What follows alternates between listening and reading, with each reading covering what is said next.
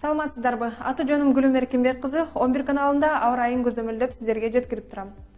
Украинанын түштүгүндө жайгашкан Одесса шаарына түнү менен 80 мм жаан-чачын төгүп, жолдорду суу каптап, унаалардын жүрүшү кыйындады.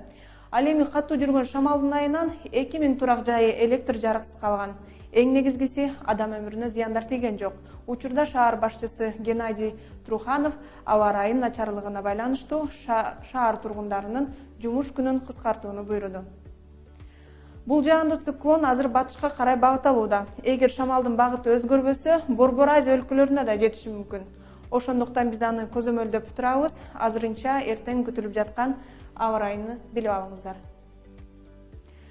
Кытайдын Ак Суу шаарында бүгүн кечинде жаан жааса, ал эртең токтоп күн ачылат. Үрүмчү шаарында эртең менен жаан себелеп, ал көпкө созулбай токтойт. Бирок жаан кайра эле кечинде жаай баштайт. Казакстандын түндүгүндө жайгашкан аймактарында аба ырайы туруктуу. Ошондуктан Астана шаарында эртең да асман ачык. Бирок түштүгүндө жайгашкан Алматы шаарында бүгүн кечинде жааган жаан эртең менен токтоп, эртең кечинде кайра эле жаай баштайт.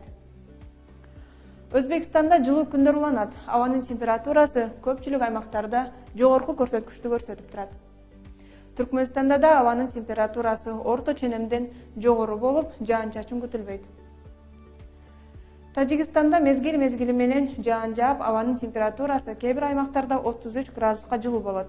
Ал эми Кыргызстанда 22 сентябрда түнкүсүн Ысык көл, Нарын областарынын айрым жерлеринде жана Ош облусунун кээ бир тоолуу райондорунда өткүн өтүп, күн күңкүрөшү, бийик тоолуу райондордо кар жаашы ыктымал. Калган аймактарда жаан-чачын күтүлбөйт. Батыштан соккон шамалдын ылдамдыгы секундасына 4-9 метрге чейин жетет. Мына ушундай аба ырайы тез өзгөрүп туруучу кубулуш. Ошондуктан 11 каналында аба ырайынан кабардар болуп туруңуздар. Көрүшкөнчө.